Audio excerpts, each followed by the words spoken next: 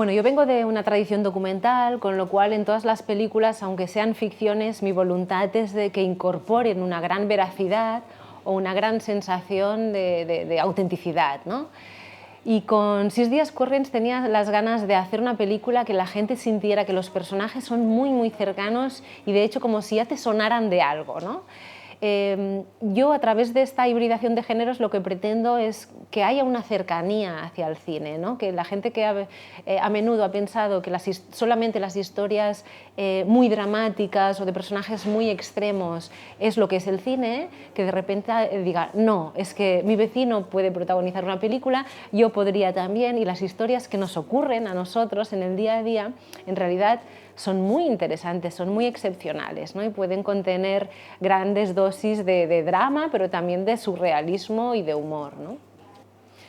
Bueno, justamente hacerte acompañar en un proceso de 6 años por gente que no viene del cine, y en este caso son fontaneros reales, lo que aporta es un aire fresco al proceso cinematográfico en general, ¿no? La idea de que alguien amateur esté en el proceso lo que hace es que lo vivamos todo, los técnicos, yo, desde todos los departamentos, con esta sensación de que es la primera vez y quizás la última, ¿no? Entonces, esto te hace valorar mucho más tu profesión, ¿no? Ver cada proceso con más valor, darle valor, y después tienes una cierta sensación también de responsabilidad hacia lo que haces, ¿no? Si tengo la oportunidad de hacer una película y, ¿no? como quizás les ocurre a ellos, es la última vez, pues esto tiene que aportar algo, ¿no? Al cine, a la gente. El mayor desafío, evidentemente, es que no estén preparados para ser actores. Entonces, tenemos que dedicar 2 años, en este caso, a que tengan incorporados según qué métodos y prácticas para que lo que hagan frente a cámara pues tenga esta veracidad y frescura. Por otro lado, hay otra cosa muy clara que aportan, que es su contribución al guión es enorme. Es decir, yo he escrito un guión para ellos. Este guión no sería el que es si no hubiera este casting, ¿no? Los diálogos. Nosotros filmamos de una forma improvisada. No están escritos sus diálogos, por lo tanto, ellos son los dialoguistas, ¿no? Y en este sentido, la aportación que no solamente porque no son actores, sino porque se ha hecho desde una manera muy improvisada, las aportaciones propias de ellos al guión son enormes, ¿no? En el guión hay situaciones que parten un poco de varias ideas, ¿no? Por un lado, pues en el casting surgieron muchas historias que eran aprovechables, del compañero de mi madre, que es la inspiración de la película también, pero después, por ejemplo, muchos secundarios que aparecen en la película, ellos mismos y su carácter me inspiraron para sugerir, ¿no? Para provocar algunos conflictos. Es decir, que vienen un poco de todas partes, algunos de los propios protagonistas, ¿no? De cosas que les han ocurrido o que les han explicado.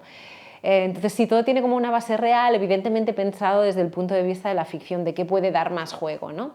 Lo interesante es que en la filmación ellos no sabían qué iba a ocurrir cada día, ellos no sabían qué es lo que íbamos a filmar, con quién se iban a encontrar, con qué cliente, incluso qué avería iban a tener que reparar, porque nosotros provocábamos una avería en el aire acondicionado o en la caldera, donde fuera del sitio donde íbamos a rodar. ¿Por qué? Todo esto para intentar conseguir la máxima veracidad y frescura de sus interpretaciones. Bueno, en realidad al hacer el casting conocí a un millar de personas y les elegí a ellos 3 y fue porque me gustaron, y realmente esta idea de la diversidad que hay entre ellos solamente, pues sí que forma muy parte también de marca de la casa, porque siempre me interesa ver cómo gestionamos esta diferencia, ¿no?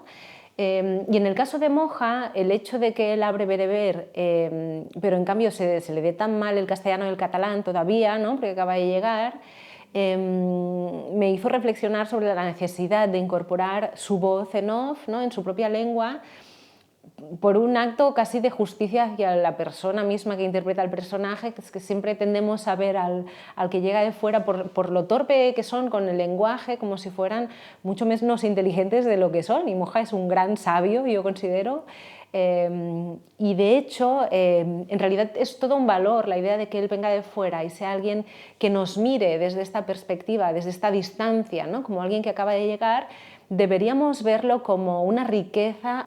Y efectivamente quería hablar de los prejuicios, y yo creo que es verdad que la gente puede entender mejor a Moja y a este personaje, ¿no? Porque acabamos viendo la película a través de sus ojos, pero yo creo que es muy interesante en este sentido la figura de Valero, porque todo el mundo nos reímos un poco con Valero, ¿no? Pero a la vez sientes que te estás riendo de comentarios que son abiertamente racistas en algún momento.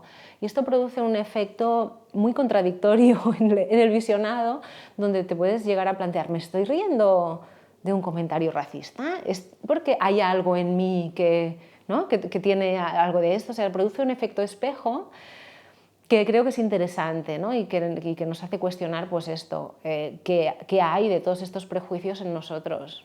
A mí en este sentido me gustaba tomar como contexto la clase trabajadora, ¿no? Porque es un entorno en el que se ha tenido que gestionar esta diferencia, y la inmigración desde tiempos inmemoriales es donde hay más convivencia. Con lo cual, por un lado, hay mucha más gestión de esta diversidad, o sea, están obligados a convivir, y por el otro, es un entorno mucho menos políticamente correcto, donde las cosas se dicen por su nombre. Y a mí esto me gusta, porque en entornos, ¿no?, más intelectuales de la cultura decimos las cosas un poco a través de metáforas y simbolismos, y no hablamos del problema o de lo que hay, o de los miedos que tiene cada uno, de las dificultades. Y para mí son un ejemplo de cómo gestionar según qué cosas, ¿no? Y es verdad que a través del personaje de Valero, que es abiertamente un personaje racista, hemos intentado deconstruir o entender esto de dónde parte, ¿no? Y finalmente Valero es un personaje que tiene muchas inseguridades consigo mismo, ¿no? Con la situación de incertidumbre, de decir, mi compañero de toda la vida se jubila, yo me siento mal en mi cuerpo, viene este, ¿no?, que es más joven, es más guapo, le tratan muy bien en todas las casas. Entonces, sin excusar, ¿no?, o justificar su racismo, queremos entender de dónde parte este malestar, ¿no?, también.